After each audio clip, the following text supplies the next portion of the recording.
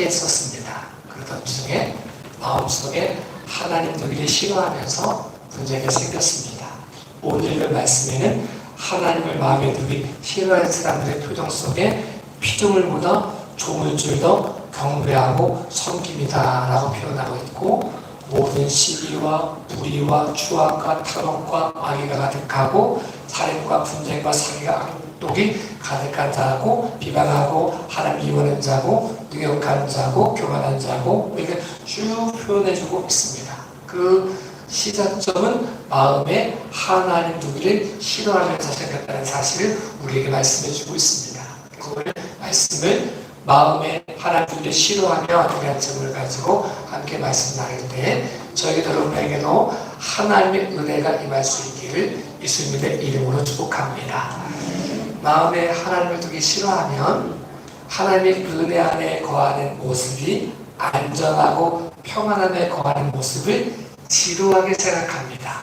그래서 다른 거 없나 찾아보게 된다는 거죠. 오늘 주어진 이 안정하고 평안함이 감사가 넘쳐야 되는데 마음에 하나님 누기를 싫어하니까 그 안정적인 모습이 도리어 지루하게 느껴지고 허무하게 느껴져서 다른 것을 꿈꾸게 된다는 거죠. 아담과 하와가 하나님 마음을 두는 것을 싫어했더니 마음속에 평안한 모습을 잃어버리고 선악과를 먹어야 행복한 줄 알고 이렇게 살아가는 모습이 되었던 것을 우리에게 보여주고 있고, 또 신학에는 둘째 아들이 아버지 품 안에서 평안하게 사는 것이 행복하고 감사함인데 아버지의 마음에 드는 것을 싫어했더니 저 먼 나라가 멋있어 보이는 거예요. 화려한 나라가 멋있어 보이는 거예요. 지금 그러니까 지금 누리게 되는 모든 것들이 지루해 보이고 저쪽만 가면 달콤해 보이고 행복해 보였던 모습을 보여주고 있습니다. 그랬더니 아담과 하와는 선악과를 당하게 되었고, 둘째 아들은 먼 나라로 가서 탕진하는 허랑방탕한 삶으로 모든 것을 탕진했다는 사실을 우리에게 보여주고 있습니다. 오늘 우리에게 하나님을 마음에 두는 사람은 주어진 모든 것 가운데 감사함이 넘치는 거죠. 지금 누리고 있는 것이 은혜이고 감사함이고 보호하심이고 하나님의 은혜 안에 거하고 있다는 사실이 감동이고 감격이어야 되는데 마음에 하나님을 두기 싫어했더니 있는 모든 것들이 지루해 보이고 아버지가 간섭하는 것처럼 보이고 보호하심이 간섭처럼 보이고 자유하지 못한 것처럼 보여서 죄를 범하게 된다는 사실을 우리에게 보여주고 있습니다. 저도 여러분도 말씀을 가까이 하고 마음에 하나님을 가까이 함을 통해서 우리가 하나님 우리 인생의 주인심을 통해서 이 모든 누리는 것이 지루한 모습이 아닌, 말씀이 간섭이 아닌 은혜의 모습이고 보호하심의 모습이고 안정적인 모습을 고백함으로 가장 감사한 모습을 하나님께 올려드릴 수 있는 저와 여러분의 삶이 되어줄 수 있기를 예수님의 이름으로 축복합니다. 그래서 보통 창세기를 네 가지 사건들을 이야기하거든요. 창조사건, 타락사건, 홍수심판 사건, 바벨탑 사건이 나오는데 창조하시고 하나님 보시기에 아름답고 좋았던 모습, 그 모습을 하나님 마음에 두게 좋아하는 사람에게는 그 모든 모습을 에덴 동산을 누리는 거고, 하나님을 마음에 두기 싫어하면 에덴 동산에 있으면서도 그 모든 것을 누리지 못하고 마지막에는 그 누리던 것까지도 빼앗기는 모습이 되어지고 있습니다. 근데 이 모습 속에 타락의 사건이 나오고 그 다음에 나오는 사건이 홍수 심판 사건입니다. 오늘 그 말씀에는 하나님을 마음에 두기 싫어하는 사람 속에 여자와 남자에 대한 이야기를 이렇게 합니다. 그들이 여자들도 순리대로 쓸 것을 받고 영리로 쓰며 그와 같이 남자들도 순리대로 여자 쓰기를 버리고 서로 향하여 음욕을 불릴타매 남자가 남자와 더불어 부끄러운 일을 행하여 그들의 그릇 때문에 상당한 보험을 그들 자신이 받았느니라 라고 말하고 있습니다. 요즘에 동성애 문제가 심각하게 나타나고 있는데 우리 감리교단은 동성애를 반대합니다. 동성애가 왜 시작되느냐, 여러 가지 문제가 있을 수 있지만 하나님을 마음에 두는 것을 싫어했더니 순리대로 행하지 않고 영리대로 행하는 것이 행복한 줄 알고 쾌락인 줄 알고 지금 잔잔한 행복을 누리지 못하고 더 자극적인 것에 빠지게 됐던 모습이 표현된 모습이 여자와 남자에 대한 이야기로 표현되어져 있습니다. 이 모습은 동성애만을 이야기하는 것이 아니라 오늘 산 우리에게 하나님을 마음에 두기 싫어하면 하나님의 은혜 아닌 행복을 못 누린다는 거죠. 말씀을 듣고 말씀을 읽고 기도하며 찬양하며 예배하는 이 모습 속에서 우리는 행복을 누리지 못하고 순리대로 살아가는 행복을 누리지 못하고 영리를 취해야 행복한 줄 알고 조물주보다 피조물을 더 사랑해야 행복한 줄 알고 이렇게 모습이 바뀌어지는 모습을 우리에게 보여주고 있습니다. 우리 안에 하나님을 마음에 두기를 좋아함을 통하여 순리를 행복인 줄 알고 잠잠함의 행복을 누리며 쾌락을 추구하는 모습이 아니라 하나님의 은혜 안에 있는 행복을 누려갈 수 있기를 예수님의 이름으로 축복합니다. 말씀을 사모하는 것 가운데 주어진 은혜, 자극적이지 않아도 살아있고 운동적인 말씀이 우리 안에 은혜로 와닿을 수 있는 이유는 다른 사람들은 지루하다고 말해도 꿀송이처럼 달다고 고백할 수 있는 이유는 하나님을 마음에 두기 좋아하는 사람에게 주어진 은혜입니다. 그래서 복 있는 사람에 대한 이야기를 할 때 여러 가지 복이 있지만 우리 오복 이래가지고 이런 복 저런 복 이야기하지만 여호와의 말씀을 즐거워하고 여호와의 말씀 묵상하고 여호와의 말씀대로 살아가는 것이 복임을, 행복임을, 기쁨을 고백하는 것이 가장 큰 복임을 우리에게 말씀해 주고 있습니다. 저희 여러분에게도 하나님의 은혜가 임함으로 말씀을 가까이 함으로 우리 마음속에 하나님의 은혜가 임함을 고백함을 통하여 그분을 마음에 두는 것을 기뻐함을 통하여 하나님을 기뻐하는 것이 우리 힘임을 고백할 수 있는 믿음의 귀한 시간 되어질 수 있기를 예수님의 이름으로 축복합니다. 성경에는 우리가 어떤 모습, 예를 들면 남자와 남자가 가까이 하면서 병이 생기는 게 성병이 많이 길잖아요. 또 한 남자가 여러 여자와 관계를 맺으면서 성병이 걸리잖아요. 보통 사람들은 성병이 걸리면 우리가 죄를 지어서 이렇구나, 더 큰 죄를 짓지 않아야지 이렇게 생각하는 것이 보통 생각인데, 그런데 사람들은 어떻게 생각하느냐? 그렇게 하지 않고 더 큰 것을 가지고 더 큰 죄를 지려고 하는 모습을 보여주고 있습니다. 이 모습이 바벨탑 사건이었습니다. 바벨탑 사건은 홍수 심판 때 순리를 영리로 바꾸는 사람들 때문에 심판이 됐거든요. 물로 심판했습니다. 그럼 사람들이 생각하기를 우리가 순리를 영리로 바꿔서 하나님의 사람답게 살지 못하면 홍수 심판이 오는구나. 그래서 그런 죄 짓지 말아야지 이렇게 생각해야 되는데 홍수가 나도 물이 우리를 넘치지 못하도록 창궐하지 못하도록 큰 탑을 쌓자 우리를 드러내보자 이런 모습이 생겼다는 거예요. 성적인 모습 속에 성병이 생기면 그래 성적인 모습을 자제해야지 이렇게 생각하면 좋은데 성병을 정복해 가는 거죠. 그러니까 예전에는 에이즈 걸리면 에이즈가 보통 성병의 최종 결과로 심판으로 와닿는 모습이라 생각해 사람들이 두려웠습니다. 근데 이게 매독이 그렇게 생겼을 때 매독을 정복하고 또 성적인 죄를 짓고 에이즈를 정복하고 또 성적인 죄를 짓고 그러니까 하나님 오셨을 때 홍수 심판을 경험하면서 사람들이 하나님 말씀대로 순종해야지 이렇게 생각했으면 좋은데 그렇게 생각하지 않고 바벨탑을 쌓는 사건으로 죄를 통해서 생겨난 병을 정복하는 사건으로 기술이 발전하면 이런 것도 괜찮고 저런 것도 괜찮고 마음껏 살아도 괜찮다고 생각하는 모습이 되었다는 사실을 우리에게 보여주고 있습니다. 바벨탑 사건은 과거에 있었던 사건이 아닌 오늘도 일어나는 사건, 말씀 가운데 순종하지 못하는 사람 속에 일어나는 사건, 하나님 말씀으로 순종하지 않고 그것을 영린으로 돌아가려고 하는 모습이 그 모습 속에 나타난다는 사실을 우리에게 보여주고 있습니다. 저희도 여러분에게도 하나님을 가까이 함으로 징계하셨을 때 그 징계안의 변화를 받고 그것을 통해 하나님의 영광을 볼 수 있는 믿음의 귀하고 복된 모습이 되어질 수 있기를 예수님의 이름으로 축복합니다. 하나님은 우리에게 벌 주고 싶으신 분이 아니시고 우리 구원하고 싶으신 분이십니다. 그래서 표현하는 거죠. 소돔과 고모라 성을 멸망시킬 때 소돔이라는 뜻이 남색하는 자. 그때 동소리가 굉장히 창궐했다는 것을 우리가 알 수 있습니다.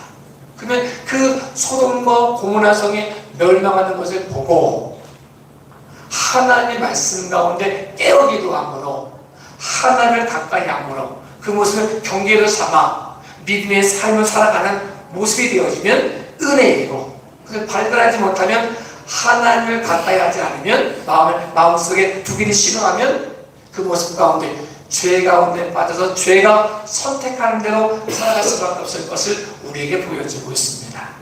하나님을 가까이 하는 사람, 가까이 하지 않으면 마음에 두는 것 싫어하면 내가 선택하지 않고 죄가 나를 선택한 대로 선택당해서 살아갈 수밖에 없다는 사실을 보여줍니다. 우리가 이제 7월 16일에 개봉한 영화 중에 그 킹 오브 킹스라고 하는 영화가 있습니다. 근데 이 영화를 개봉 기념으로 이 50일인지 영화 채널에서 킹 오브 킹이라고 하는 그 영화를 반영해주고 있습니다. 근데 그걸 쭉 보면서 우리가 하나님을 마음에 두기를 싫어하면 내가 선택하지 못하고 선택되어진 대로 살아갈 수밖에 없다는 사실을 깨닫게 된 적이 있습니다. 우리 이런 표현이 있습니다. 이런 영화 장면이 나옵니다. 성경에 나와 있는 모습인데 성경에 헤롯이 자기 동생의 부인 헤로디아를 자기 아내로 받아들였습니다. 그러니까 세례 요한이 이건 잘못된 일이다 라고 말을 합니다. 근데 이 세례 요한은 이 헤롯은 그래도 존중하는 사람이라 그 사람이 징계에도 좀 달게 들었던 사람인데 헤로디아는 그런 사람이 아니었습니다. 어쩔 수 없이 이 사람을 세례 요한을 감옥에 가다도 죽이진 않았는데 헤롯의 생일 때 살로메 헤로디의 딸이 춤을 춥니다. 영화에는 굉장히 화려한 춤을 추더라고요. 그냥 성경에는 춤을 춰서 이 헤롯이 기뻐서 내가 뭘 원하냐 나라의 절반을 거면 주겠다라고 얘기하는 장면이 나오는데 그 영화에는 굉장히 리얼하게 칼춤을 추는데 너무 화려한 춤을 추는 거야. 이 헤롯이 너무 감동이 돼가지고 얘기하는 거죠. 내가 너 뭐 줄까? 나라의 절반을 거면 주겠다라고 말하니까 이 헤로디아의 딸인 살로메가 성경에는 어머니와 상의했다고 표현하는데 이 영화에는 상의하지 않고 얘기하는 거예요. 세례 요한의 머리를 쟁반에 담아 주십시오라고 말을 합니다. 그랬더니 이 헤롯이 너무 당황해가지고 사람의 머리를 쟁반에 담아서 못 쓰겠냐? 너희 엄마 헤로디아가 모르는 보물이 내 창고에 많이 있으니 네가 그것 따르면 내가 주겠다. 이런 것 주겠다 저런 것 주겠다고 말해도 이 살로메가 듣지 않아요. 그리고 이 헤롯 귀에다 한마디를 해요. 마음대로 하세요.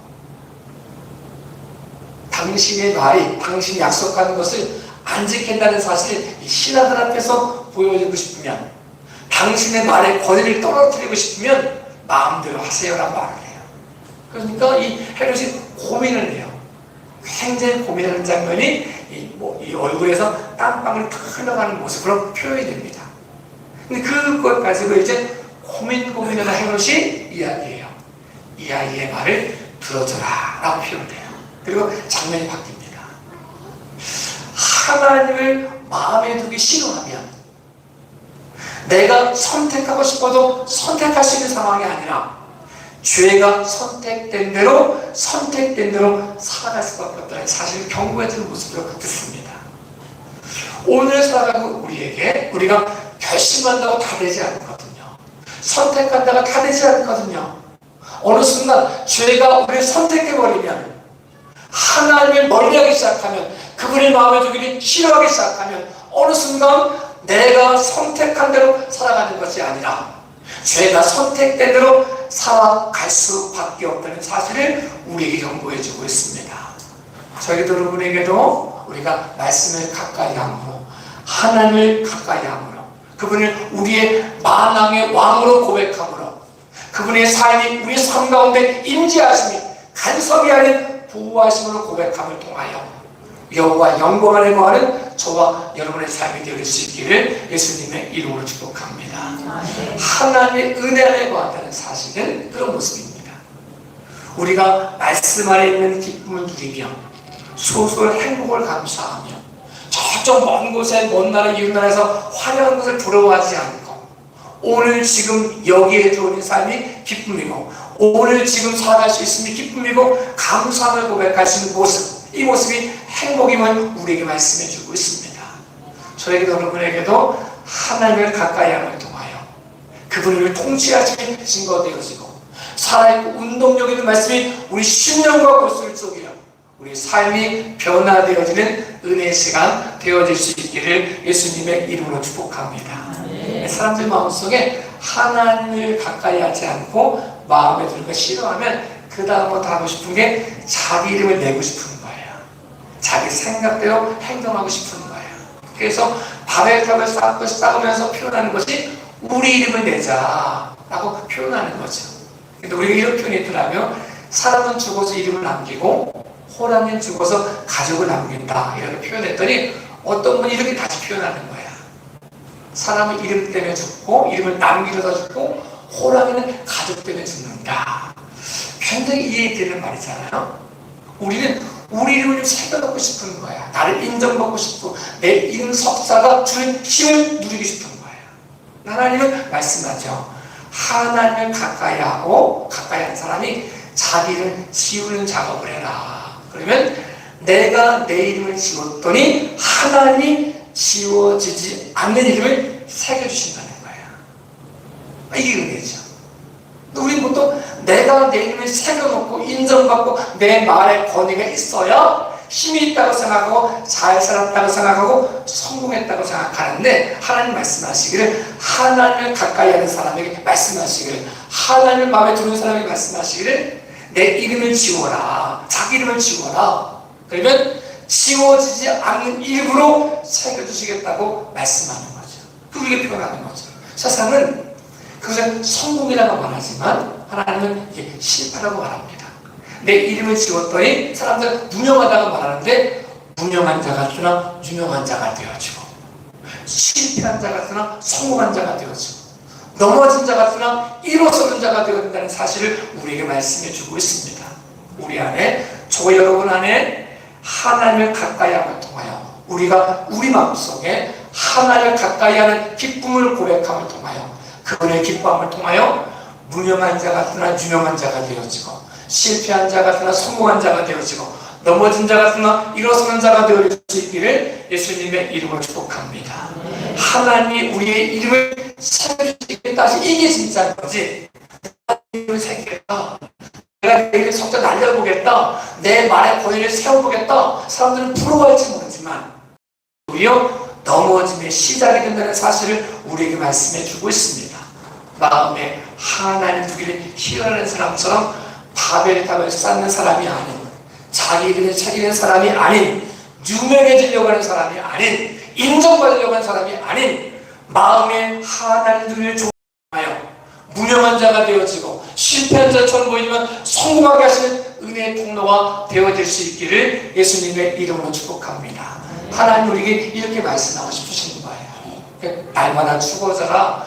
죽어지라가 아니라 죽어지는 게 사는 일이기 때문에 네 이름 지워라. 그래야 내가 새겨주지. 이 말씀을 하고 싶으신 거죠.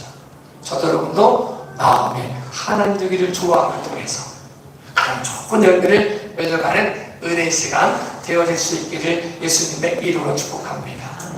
마음에 하나님 되기를 싫어하면 드러나는 모습이 살인입니다. 이렇게 표현되어 있습니다. 가인과 아벨이 제사한 장면이 나오잖아요. 그러니까 가인이 차라리 제사 안 드렸다면 우리가 생각하기에 저 사람은 하나님 안 믿는 사람이니까 저런 죄를 졌지 이렇게 딱 치부해버리면 좋겠는데 아니 가인도 제사를 드리는 거예요. 누가 봐서 오늘날 말하면 교회에 다니는 거예요.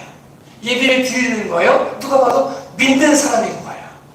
그런데 그 마음속에 가인 마음속에 하나님을 가까이 하게 주는 것을 마음에 드는 것을 싫어했더니 생겨난 게 뭐냐? 시기심이 생겼다는 거죠. 가인 아벨이 주는 받으시고 자기는 안 받을 거고 시기하는 마음이 생긴 거예요. 얘 받고 안 받고는 나와 상관이 없거든요. 얘가 100% 안 그러고 나와 상관없고 내가 중요한 건데, 그런데 이 시기하니까 자기는 내를 못 보는 거예요. 시기하는 마음이 생겼습니다. 시기가 자라니까 미워하는 마음이 생겼습니다. 미움을 자라가지고 아무도 보지 않을 때 가인이 아벨을 죽이는 모습이 생겼습니다. 시작점이 뭐였을까? 처음부터 가인의 동생 미워했을까? 시기했을까? 죽이려고 했을까?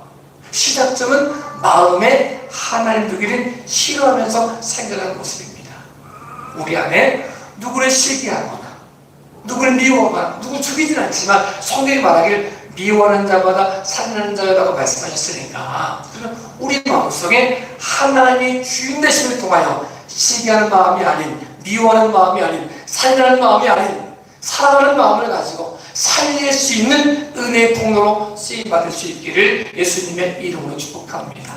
하나님을 좋아하면 죽이는 자가 아니라 살리는 자가 되어지고, 미워하는 자가 아니라 사랑하는 자가 되어지고, 시기하는 자가 아니라 격려하는 자가 되어질 수 있습니다.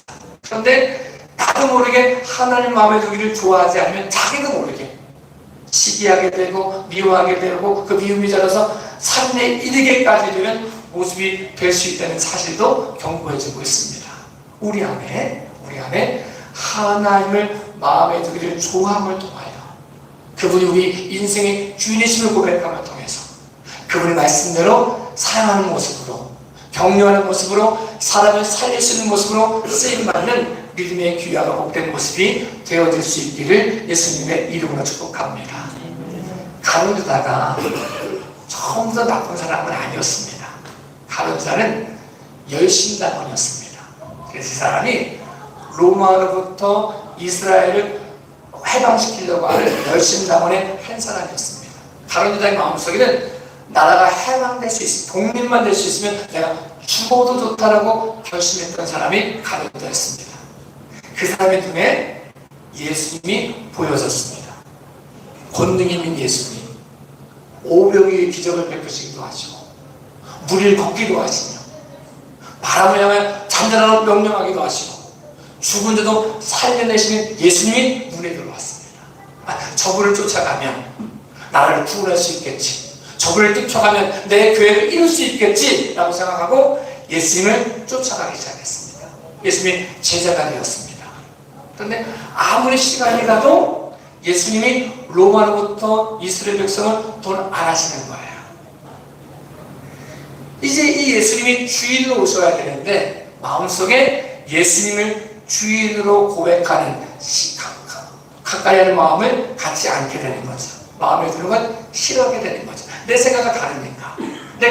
내 생각에는 메시아의 모습으로 오셔가지고 나를 구원해내야 되는데, 이스라엘에서 구원해내야 되는데 그렇게 하지 않으니까 이 마음을 빼앗기고 나니까 그 마음을 사단이 장악하기 시작합니다. 은삼십에 팔았습니다. 생각하는 거죠. 예수님이 저기 십자가까지 올라가면 죽지 않고 보여주겠지. 그렇게 생각했습니다. 죽을 거라고 생각하지 않았습니다. 돌아가실 걸 생각하지 않았습니다. 그러게 권능 있는 분이 힘없이 죽어간다고 생각 안 했습니다. 그들이 기대했던 메시아는 그런 메시아가 아니었습니다. 그런데 이 마음속에, 가룟 유다의 마음속에 예수님이 주인 되지 않았더니, 자기의 계획을 가득했더니, 그랬더니 마음을 사단이 장악하기 시작했고, 차라리 태어나지 않았으면 좋았겠다라고 탄식할 만한 인생이 되었던 것을 우리에게 보여주고 있습니다. 사단에게 마음을 빼앗기고 나니까 자기의 계획을 이루기 위해서라면, 나라가 독립만 될 수 있다면, 그러면 예수님이 죽어도 팔려도 문제가 없다고 생각하는 모습이 가룟 유다의 모습이었습니다. 우리 인생을 살아가는 우리 속에, 기도한다고 말하는 우리 인생 속에, 예수를 믿는다고 말하는 우리 인생 속에 우리의 기도의 제목보다 하나님의 은혜가 크지 않으면, 그러면 우리 기도 제목과 하나님을 맞바꿀 수 있다는 거죠. 이 문제라는 거죠. 우리 계획보다 더 큰 계획을 가지고 계시는 그분 안에서 그분의 말씀에 순종하기 위하여 우리 마음에 하나님 두기를 좋아할 수 있기를 예수님의 이름으로 축복합니다. 말씀을 듣고 말씀을 읽고 말씀을 묵상하고 말씀 가운데 변화되는 것을 즐거워할 수 있는 믿음의 귀한 시간 되어질 수 있기를 예수님의 이름으로 축복합니다. 그래서 우리가 인생을 마치는 그때 우리가 고백할 때 하나님을 가까이 하는 삶으로 고백될 수 있기를, 내가 너 안다, 내가 네 기도를 알고 내가 네 찬양을 들었고 내가 네 헌신을 받았으며 너가 예배드린 그 가운데 내가 함께했다 라고 말씀하십니다. 내가 너 모른다고 말하는 그 모습이 아니라 제가 주님의 이름으로 선전을 듣는데요 그래도 모른다고 말씀할 수 있다는 거죠. 병 고쳤는데요 내가 모른다고 말씀할 수 있다는 거죠. 그 모습이 아니라 내가 너 안다, 내가 네 이름을 알고 내가 네 행위를 안다, 너의 열심을 알고 너의 삶 전체를 내가 안다라고 고백하시는, 하나님이 인정하시는 그 삶을 저도 여러분도 살아갈 수 있기를 예수님의 이름으로 축복합니다. 기도하겠습니다.